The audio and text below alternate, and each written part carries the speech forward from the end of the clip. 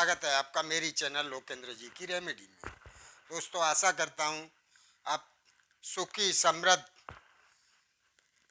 होंगे, और सुखी समृद्ध होंगे तो खुश तो अपने आप ही हो जाएंगे दोस्तों। और खुश हो जाएंगे तो आने वाली या पहले से आपके पास जो भी समस्याएं हैं वो सारी समस्याओं का अंत हो जाएगा दोस्तों। आज की वीडियो में एक बहुत ही महत्वपूर्ण और सरल और कारगर उपाय लेके आया हूं मैं। ये उपाय बहुत ही सचोट और कारगर है दोस्तों। कितनी बार देखा गया है कि कुछ लोग बोलते कुछ और हैं और करते कुछ और हैं। तो इसका मतलब होता है कि आपको या किसी को वो धोखे में रख रहे हैं।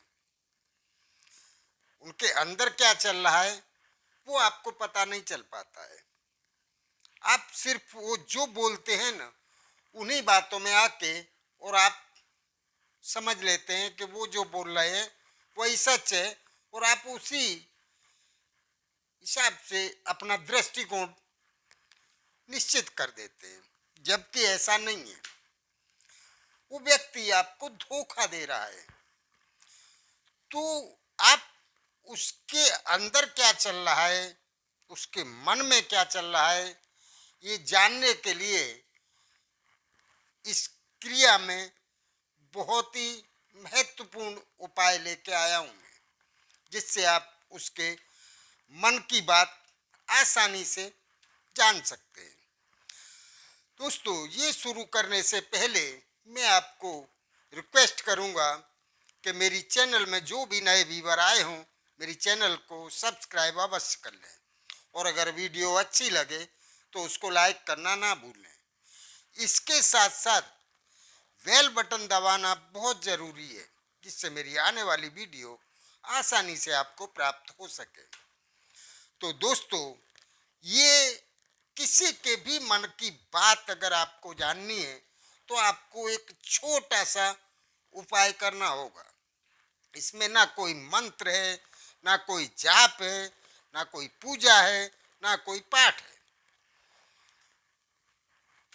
आपको क्या करना है, जैसे कितनी बार आपके बहुत घनिष्ठ, बहुत ही नजदीकी लोग धोखा कौन देता है, विश्वासघात कौन करता है, जिस पे आप जरूरत से ज्यादा विश्वास कर लेते हैं,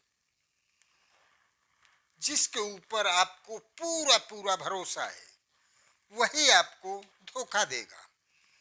तो आपको कहीं भी शक होता है कि ये आदमी या ये स्त्री आपको गुमराह तो नहीं कर रही है, जब भी आपको इस टाइप की शंका आपके दिमाग में आए, तब आपको इस क्रिया का प्रयोग करना है।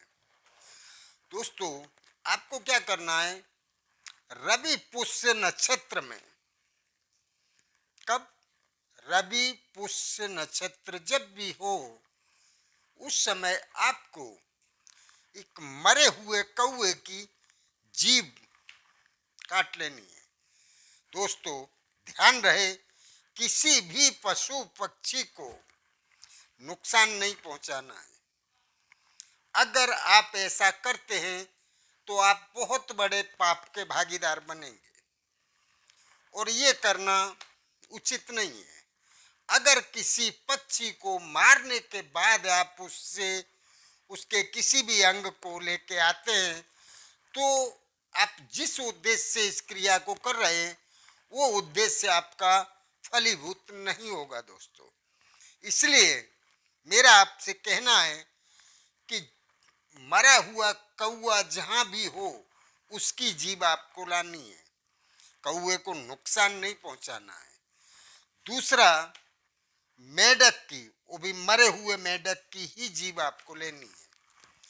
दोनों की जीभ रवि पुष्य नक्षत्र योग में आपको ले लेनी है, और लेने के बाद एक डब्बी के अंदर आपको उसको बंद करके और किसी सुरक्षित स्थान पर रख देना है।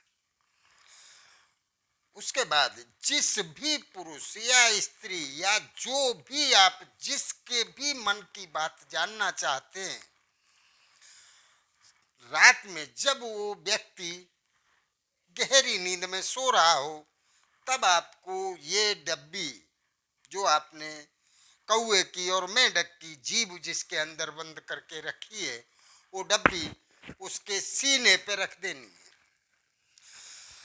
दोस्तों यकीन मानिए, थोड़ी सी ही देर में वो व्यक्ति जो भी उसके अंदर चल रहा होगा, आपको जो नहीं बता रहा है, लेकिन उसके अंदर जो भी चल रहा होगा, वो थोड़ी ही देर में आप चुपचाप डब्बी रख के वहीं शांति से बैठ जाइए। थोड़ी सी ही देर में वो सारी सच्चाई अपने आप सोते हुए बोल देगा।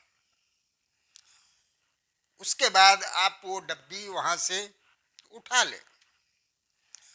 डब्बी उठाने के बाद उसको कुछ भी याद नहीं रहेगा कि उसको सपना आया था या उसने क्या बोला था, क्या हुआ था, ऐसा उसको कुछ भी याद नहीं रहेगा। और दोस्तों आप समझ जाएंगे कि उसके मन की जो भी बातें वो आप सुन चुके होंगे और आप सजग हो जाएंगे उस व्यक्ति से। वो व्यक्ति आपको धोखा नहीं दे सकेगा। आप उससे बिल्कुल सजग हो जाएंगे। वो जो भी व्यवहार करेगा आप उसका काट कर सकते हैं। तो दोस्तों आपको ये क्रिया करनी है। इस क्रिया को करने में या समझने में आपको कहीं कोई असुविधा होती है तो दोस्तों पूछें अवश्य। नमस्कार।